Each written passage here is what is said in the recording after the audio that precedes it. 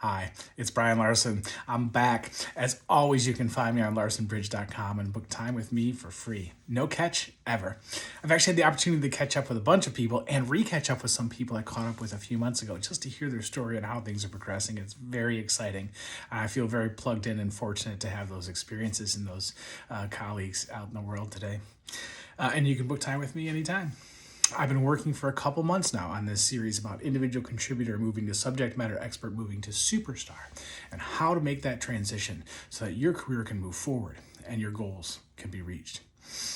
I promised last time I'd talk about how to get the promotion or that next job that you're looking for, and I'm going to cover that today. There are two tracks. I'll just warn you, say up front very plainly, it's going to take a year. It might take a little longer. Now, sometimes it can happen really fast, and that's great. But you need to get your head around the idea that's going to take a year. There's an old proverb that says the best time to plant a tree is 20 years ago or right now. So we're going to start planting that tree right now. Now, most companies have an annual cycle performance review. A lot of times it happens in the fall around open enrollment. It paves the way for promotions starting in January, and budgeting is done around this same time, sort of end of Q3, Q4. So where are we? Approaching the end of Q3. Now's the time to plant that seed. Probably won't happen this year, but talk to your boss and tell them plainly, I want my career to move forward. I want more responsibility. Don't say I want a raise. I want more opportunity. I want more responsibility. I want to grow my career. These are all positives that they can look on. As you come into next year, here's what I would do. Keep a record every week, definitely every month, of everything that you're doing and accomplishing. And at the end of Q1, ask your boss, okay, can we go out for a cup of coffee? Maybe go out for a beer. Just want to hear some feedback on what I've done this quarter and what I could be focusing on next quarter. You know, I talked about wanting to move my career forward and grow responsibility here, and here are the things that I've accomplished. You do this because your boss doesn't remember. Now, the one or two things they do remember those, because that's what they're focused on and that's what they find is important. But you'll tell them two or three things they'll have forgotten about already. This definitely happens in the annual review cycle, but it'll happen in the quarterly too. So get a quarterly, just a chat. It doesn't have to be a formal review or a formal meeting. Just give a chat and preface it. Give them an email and say, here are the things that I focused on this quarter and accomplished. I want to make sure I'm aligned with what we should focus on next quarter. What are you thinking? Where do you want us to go? That's number one. Number two, it takes about a year. So you want to do the responsibilities that are going to get you that job in the year coming. But you also are the CEO of your own career. I said that before, and you got to remember that. You're the CEO of your own career, so there's a parallel path you need to be on. And that is, as you're recording those things that you've accomplished, you need to be updating your resume. Put it on a regular cycle. Your resume should be ready within about 5 to 10 minutes to hand off to a potential employer or to a connection who's got an in at some company that you're looking to work for. So keep your resume up to date. And this may be controversial, but during this year, you should be applying to jobs. And you shouldn't be applying to the right job. Do not use looking for a job as an exit strategy, your current job. Look for the right job, not the right now job. Focus in on roles and companies that you want to work in that will show that growth for you, and be applying to those jobs. In fact, it is a strategy to be applying to the jobs always. Maybe after a year and a half in a new company, you should be putting your feelers out there. Who's interested in your skills? What are they willing to pay you? What kind of work can you get an interview for? Having a job when looking for a job is a luxury that we don't all have. I'm in that spot now. I don't have a job. I'm looking for a job. Much harder. A lot of you are in that space in tech. I know. I'm there too. It's a luxury to have a job and be looking for the next job. If you do get a chance to have a conversation while you're working in a company, you're working for a promotion inside your company, and maybe that's going well, maybe it's not going well, but you're sort of feeling out what the other opportunities are out there. Have a narrative. That narrative should be positive. Never say anything negative about your company. It's a toxic workplace. They don't appreciate me. No. I'm looking to grow my career. And I've come as far as I can come right now in my company, and I want an opportunity to have a bigger impact. And I look at your company and I see the mission that you have. I see this opportunity that you laid out in your job description, and boy, this seems like something that's really exciting to me. I'm always growing, always learning, and this seems like a really good opportunity. Maybe you're very aligned with the mission. You have a personal story about why you like space, X, Y, and Z, but positive.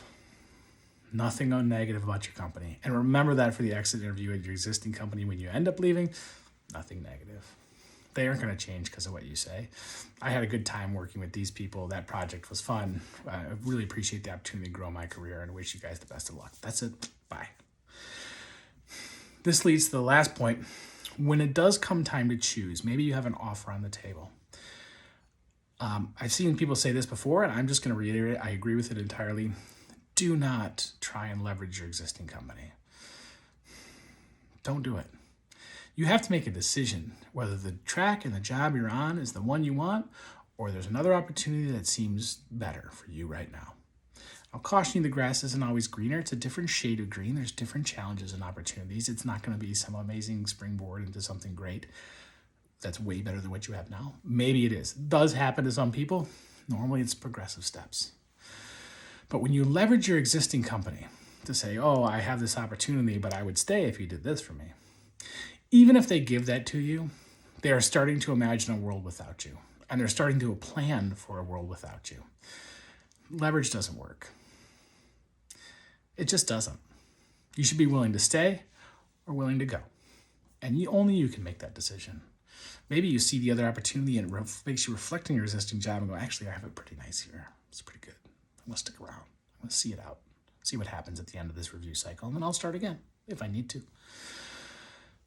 The last thing I'm going to say to this is that when you do get to that raise and that promotion, and when you do get an offer from another company, I tell people the 80% rule. You have a number in your head. You make X. You think this is the number I should make. This is the number I want that offer to be at. I can't tell you how many times that number comes in at 80% of what you're thinking. So let's say you're trying to crack 100,000 for the first time or 150,000. And let's say 150,000 is the number. It's probably going to come in at 130. I've just seen it happen too many times. So be excited. Get your expectations up. And maybe they come in over 150 and you're delighted. It happens. More often than not, I hear, you think your value is 150 and it's 130. And that's okay. Just know that there's a range there. And getting your miracle number doesn't happen as often as you might think, even though these success stories on LinkedIn might make you think that it does. It's about 80%. But we're talking about incremental improvement. You're going to move over and up and over and up. The days of staying at one company for 10, 15, 20 years are over for a lot of us. In startup and tech and other, it just doesn't happen. So if you're starting your career, 2-3 years is a good frame. 2-3 years. If you're in the middle of your career, 3 to 5, you want to come in with an opportunity to have an impact, deliver that value, set things up in a good space so that when you do leave, they're in a great space and you can hand it off to somebody. And then maybe the mid-career, that's 3 to 5. And then as you get higher up, maybe it's 5 to 7 or something like that. But the days of 10, 15, 20 years in the same company, they're over for most of us. They just are. And I'll let you in on a little bit of a secret if you don't know this already. Every good company structure, and even without good company structure, every good leader, manager, director, VP, has a succession plan. They do. So when I'm at a company and I leave to another company and my boss asks me, is there someone that can step into your role? I have 2 answers. One is yes or no. Sometimes it's no. I don't feel confident recommending someone for this role. You need to find someone outside, in my opinion. Or if it's yes, there's a name. And that goes from top to bottom. I didn't talk about this in the SME Superstar bit, but every good manager has something like 70, 30, 80, 20. If you had to cut 20% of your staff, your boss knows who that 20% is by name.